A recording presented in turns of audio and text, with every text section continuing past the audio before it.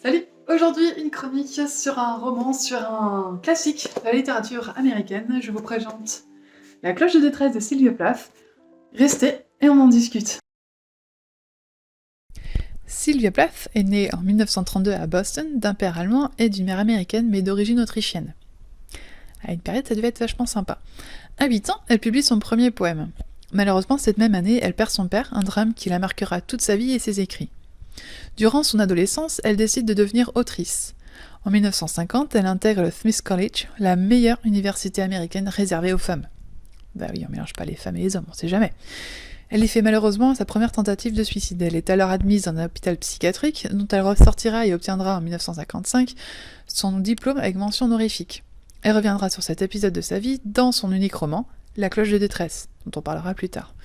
En 1956, elle obtient une bourse pour étudier en Angleterre et elle y rencontre Ted Hughes, un poète anglais. Ils se marient quelques mois plus tard et vivent à Londres avant de partir pour les États-Unis. Elle y obtient un poste d'enseignante au Smith College et elle y rencontre la poétesse Anne Sexton. En 1959, Sylvia Plath tombe enceinte et le couple décide de repartir pour Londres. Frida naîtra en 1960 et Nicolas en 1962. Puis, ils quittent Londres pour le Devon. En 1961, elle fera une fausse couche, événement traumatique que l'on retrouve dans nombre de ses poèmes. En 1962, Sylvia et Ted se séparent, une sombre histoire d'adultère de la part de Ted. Elle retourne vivre donc à Londres avec ses enfants dans une maison autrefois habitée par Yeats. Elle y est au départ extrêmement heureuse, mais avec la maladie et la dépression, elle se suicide le 11 février 1963.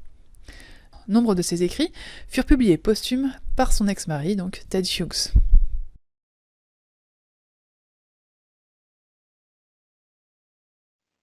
Donc, comme dit précédemment, La cloche de détresse est un roman presque autobiographique de Sylvia Plath sur la période en fait où elle a fait sa première tentative de suicide à 18 ans. Excusez-moi. Donc en fait, je voulais le résumer, c'est Esther Greenwood, 19 ans, est à New York avec d'autres lauréates d'un concours de poésie organisé par un magazine de mode. De réception en soirée passée pour tuer le temps, ce sont quelques jours d'une existence agitée et futile que vit la narratrice. En même temps, elle se souvient de son enfance, son adolescence d'étudiante américaine, des amours qu'elle a connus. Tout bascule lorsqu'Esther quitte New York. Tentative de suicide, traitement de choc, guérison, rechute et pour finir, l'espoir. Esther est à la fois patiente dans l'univers hospitalier et observatrice au regard aigu de ce monde qui a pour toile de fond l'Amérique des années 50. Ce roman-là, en 2021, ça a été ma plus grosse claque dans la figure. Genre, j'ai perdu toutes mes dents. Il m'a vraiment, vraiment bouleversée. Là, pour le coup, c'est pas peu dire, parce que j'en ai lu quelques-uns des romans en 2021, et là, ce roman-là, c'est terrible. Donc, en fait, Esther Greenwood, c'est Sylvia Plath, hein, tout simplement, parce que aussi Sylvia Plath a gagné un concours de poésie. C'était pas son premier, mais voilà, elle en a gagné aussi. Et en fait, avec Esther, on voit une Amérique, on voit deux Amériques en fait, et elle qui se retrouve au milieu.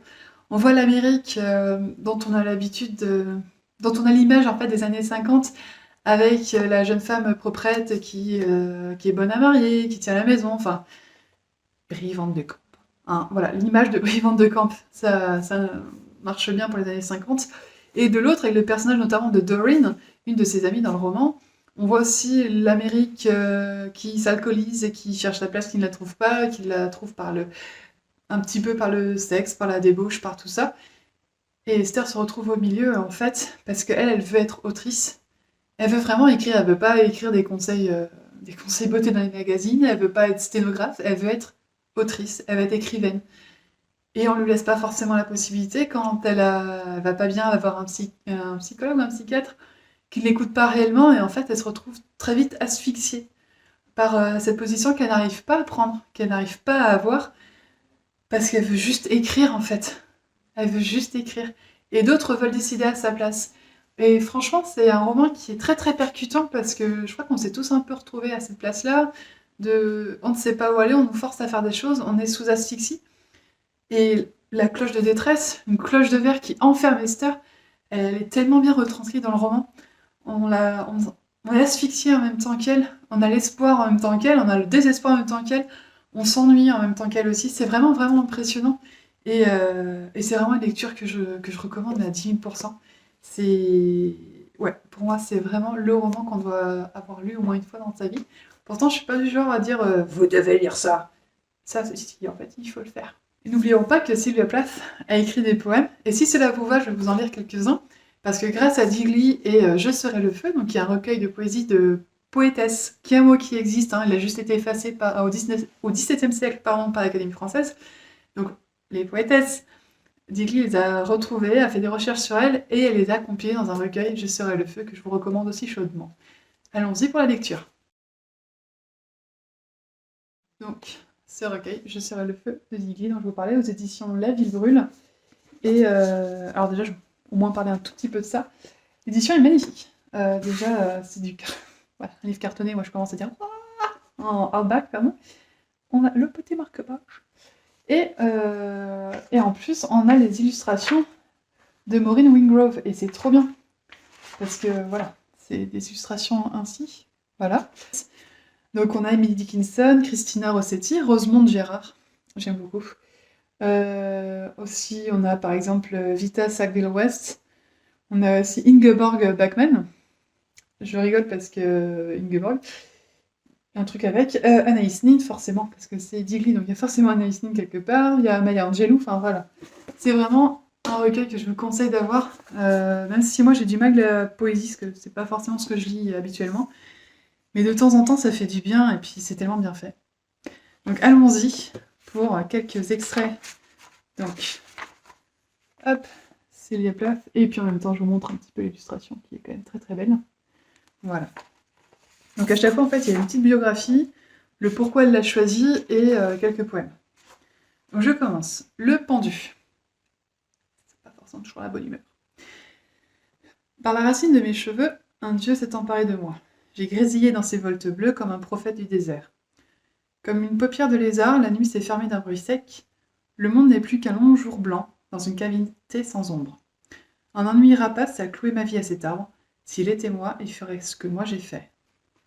Voilà. Ensuite, rivalité. Si la lune souriait, elle te ressemblerait. Vous laissez la même drôle d'impression, de beauté et de quelque chose de mortel. L'usage de la lumière est votre grande affaire. Seulement sa bouche à elle se désole pour le monde, pas la tienne. Toi, tu as d'abord le don de tout changer en pierre. C'est dans un mausolée que je m'éveille. Tu es là. Tu tapotes des doigts la table de marbre, tu veux fumer. Tu as la rancune tenace des femmes, un peu de leur nervosité, et tu meurs d'envie de dire quelque chose de définitif. La lune aussi humilie ses sujets, mais le jour, elle est ridicule. Par contre, tes griefs, tes insatisfactions arrivent régulièrement, affectueusement par la poste, expansifs comme l'oxyde de carbone. Il ne se passe pas un jour sans nouvelles de toi. Tu te promènes peut-être en Afrique, mais tu ne m'oublies pas. Voilà, quelques extraits donc, de Sylvia Plath dans le recueil.